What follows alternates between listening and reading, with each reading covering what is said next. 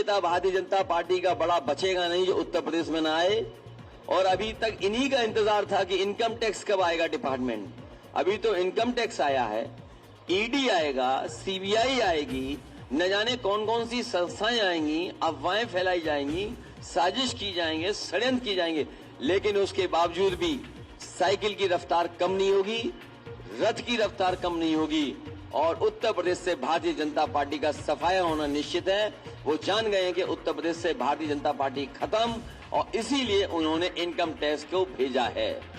और राजीव राय हमारी पार्टी के प्रवक्ता हैं, वो दिन रात समाजवादी पार्टी को मजबूत बनाने के लिए जहां जैसे काम कर सकते हैं कर रहे हैं। आज उनको भी छापा मार दिया। आखिरकार चुनाव से पहले ही क्यों, चुनाव से 1 महीना पहले क्यों नहीं? अगर कोई जानकारी थी उनके पास, जब कभी उन्होंने अपना सबमिट किया होगा बैलेंस शीट या इनकम टैक्स दिया होगा, तब भी छापा मार सकते थे, तब भी नोटिस दे सकते थे, तब भी पूछताछ कर सकते थे। लेकिन जैसे ही चुनाव करीब आया है, ये डिपार्टमेंट भी अब चुनाव लड़ने उत्तर प्रदेश में आ गया है। और आप लोग भी सच दिखाते हो, तो आप जानते हो सच दिखाने पर क्या होता है। जब आप लोग सच दिखाते हो, हम कई पत्रकार साथियों को जानते हैं, एक पत्रकार साथी ने केवल दाल में पानी दिखा दिया, उसे जेल जाना पड़ा। एक पत्रकार साथी ने सही खबर चला दी, उसमें मुकदमे लग गए। तो कोई भी इस सरकार में सुरक्षित नहीं है। जो सरकार से टकराएगा, सरकार उसके खिलाफ कार्रवाई करेगी। क्या हम लोगों ने आदरणीय आजम खान साहब को नहीं देखा? उन पे कितने मुकदमे लगे? या किसान आंदोलन में बताइए कोई घर से निकल पाया? किसानों पे मुकदमे नहीं लगे? क्या नहीं लगे मुकदमे किसानों पर? हम लोग अगर किसानों के आंदोलन में शामिल होने जाते थे, पुलिस, सेंट्रल फोर्स सब लगा देते थे। तो ये कोई नया तरीका नहीं है, ये पुराना भारतीय जनता पार्टी कांग्रेस के ही रास्ते पे चल रही है। कांग्रेस का पुराना इतिहास उठा करके आप देखेंगे तो जब कभी भी डराना होता था तो इन्हीं संस्थाओं से उन्हें डराया जाता था। आज उसी रास्ते पर भारतीय जनता पार्टी चल रही है। भारतीय जनता पार्टी के पास भी कोई नया रास्ता नहीं है। देखिए ये कोई नया नहीं है और उत्तर प्रदेश की जनता जानती है। हमारे पत्रकार साथी जो पूछ रहे हैं, बंगाल के चुनाव में क्या हुआ, किस तरीके से केंद्रीय एजेंसियों का मिसयूज हुआ, किस संस्था का मिसयूज नहीं हुआ बंगाल के चुनाव में, परिणाम क्या हुआ, वहां पर जनता ने जवाब दे दिया और वहां की मुख्यमंत्री आदरणीय ममता बनर्जी पुनः वहां की मुख्यमंत्री बन गई। महाराष्ट्र का भी उदाहरण है, जहां संस्थाएं जाती हैं, संस्थाएं न जाने क्या क्या करती हैं। क्या आपको वो मामला याद नहीं है, चिलम वाला मामला जो चिलम में डाला जाता है, बंबई का? अरे भाई एनसीबी का नहीं, चिलम वाला एक मामला। अरे भाई आपने टीवी नहीं देखा कि किस तरीके से एक अधिकारी ने झूठा फंसा दिया किसी को? कौन नहीं जानता बताओ? वो टीवी पे कितना चला था केस, बताइए। और पानी का जहाज किसका था? पानी का जहाज उसका था जो भारतीय जनता पार्टी का सबसे समर्थक है। पानी का जहाज उसका था जिस जहाज पर ये पार्टी दावतें होती थी, वो भारतीय जनता पार्टी के समर्थक का जहाज था, पानी का जहाज। ये भारतीय जनता पार्टी नहीं बताएगी। क्या उस अधिकारी के खिलाफ कार्रवाई होगी? तो अधिकारी तो ये तो अच्छी बात है, ये तो अच्छी बात है। मैं उस कार्यकर्ता को बधाई देता हूं। कम से कम इनको जगाइए कि आज जरूरत है ऐसी चीजों की। भारतीय जनता पार्टी को जगाइए। ये जगाने के लिए पोस्टर उस कार्यकर्ता ने लगाए होंगे, लेकिन मैं उससे कहूंगा कि हम अवतार नहीं हैं, हम अवतार नहीं हैं। वो कृष्ण के अवतार, कृष्ण हैं खुद अवतार भगवान विष्णु के, लेकिन हम लोग अवतार नहीं है। वो हमारा कार्यकर्ता उतना ही समझदार है जितना भारतीय जनता पार्टी का एक नेता समझदार है, जिसने ये कहा था आजमगढ़ में कि रावण की जब मृत्यु हो गई तो उनसे विचार लेने कौन गया था? बताइए क्या कहा था बीजेपी के एक नेता ने? लक्ष्मण गए थे, भगवान राम ने लक्ष्मण को भेजा था, लेकिन बीजेपी के एक नेता ने कहा कि भरत गए थे। तो अगर बीजेपी के नेताओं को इतना ज्ञान है तो हम अपने भी कार्यकर्ताओं को समझा देंगे। बीजेपी अपने नेताओं को समझाए कि रावण की मृत्यु पर जब मृत्यु होने जा रही थी तो भगवान राम ने लक्ष्मण को भेजा था, भरत को नहीं भेजा था। इतना ज्ञान बीजेपी को है। कल बीजेपी क्या कह रही थी कि हम राम राज्य लाएंगे, लेकिन समाजवाद नहीं। जो समाजवाद का रास्ता है वही राम राज्य लाएगा। अगर समाजवाद आ जाए तो वही राम राज्य है। और बिना समाजवाद लाए राम राज्य नहीं आ सकता। ये हमारे बाबा मुख्यमंत्री को कौन समझाए। अभी एक बेटी हमें लैपटॉप दिखा रही थी। बाबा मुख्यमंत्री के सामने अगर लैपटॉप दे दोगे तो वो घबरा जाएंगे कि ये क्या आ गया। सोचो, जो मुख्यमंत्री लैपटॉप देख करके घबराता हो वो लैपटॉप क्या बांटेगा।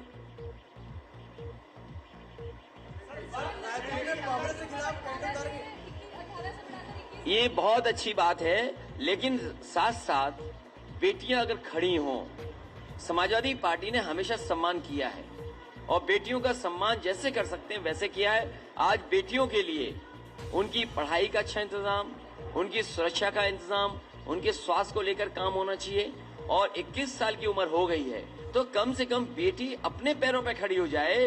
वो नौकरी और रोजगार भी सरकार को देना चाहिए, क्योंकि अगर समाज में वो अपने आप खड़ी होना चाहती है और उसको अगर एम्पावर करना चाहते हैं आप, उसको वो अपने हक के लिए खुद खड़ी हो, तो कम से कम उसको फाइनेंशियल भी ऐसा बनाया जाए जिससे वो खुद अपने फैसले ले सके।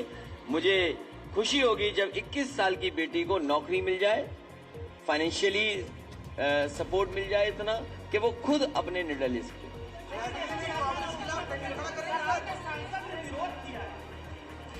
देखिए, वो सांसद जी समझ नहीं पाए होंगे क्या क्या कहना है उन्हें, लेकिन समाजवादी पार्टी की सांसद क्या कह रहे हैं सवाल ये नहीं है। सवाल ये है कि समाजवादी पार्टी क्या कह रही है। समाजवादी पार्टी का मानना है कि लड़कियां, बेटियां, बहनें अपने पैरों पर खड़ी हों और अपना हक और सम्मान खुद पाएं, और उसके लिए सरकार और परिवार को जो कुछ कर सकते हैं करना चाहिए। उनकी सुरक्षा को लेकर के, उनके स्वास्थ्य की समस्याओं को लेकर के, उनकी शिक्षा को लेकर के लगातार योजनाएं बननी चाहिए। मुझे खुशी है इस बात की कि समाजवादी पार्टी ने जब लैपटॉप बांटा था सबसे ज्यादा बेटियों को मिले थे। जब समाजवादी पार्टी ने 1090 सुरक्षा को लेकर के उनकी मदद करने का काम किया था तो सबसे ज्यादा बेटियों को उससे मदद मिली थी। विद्याधन से बेटियां पढ़ने लगी थी। समाजवादी पेंशन जो माताओं बहनों को दे रहे थे, उनका घर परिवार में सम्मान बढ़ा था।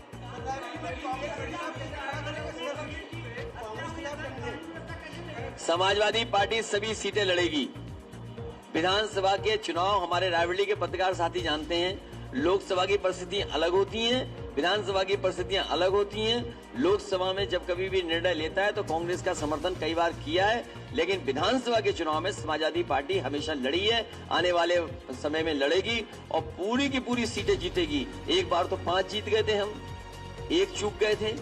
इस बार 1 सीट की भी चूक नहीं होगी, सभी सीटें समाजवादी पार्टी जीतेगी। समाजवादी पार्टी अपने पुराने कार्यकर्ताओं को सम्मान करेगी।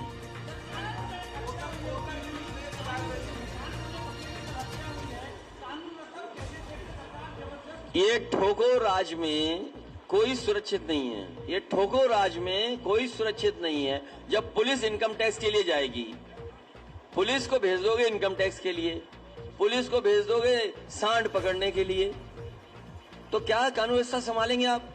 तभी मैंने कहा आपसे कि ये ठाठा बाबा हैं, इनको हटाइए उत्तर प्रदेश से। इन्हें जिन्हें लैपटॉप चलाना नहीं आता है, जो लैपटॉप देख करके डरते घबराते हो, वो 100 नंबर 112 क्या समझेंगे। ये बताइए, 100 नंबर 112 आधुनिक टेक्नोलॉजी के साथ पुलिस काम कर सके। मेरे ना सुनिए, मेरी बात मत मानिए। 100 नंबर की कोई गाड़ी हो, उस पुलिस के जवान या हेड कांस्टेबल जो चला रहा हो, जो चल रहा हो, उससे पूछिए कि बताइए योजना अच्छी थी कि खराब थी, और किसने कबाड़ा कर दिया वो भी पता लग जाएगा। तो आप मेरी मत मानिए, कम से कम पुलिस से पूछिए क्या ये 100 नंबर व्यवस्था अच्छी थी कि नहीं थी।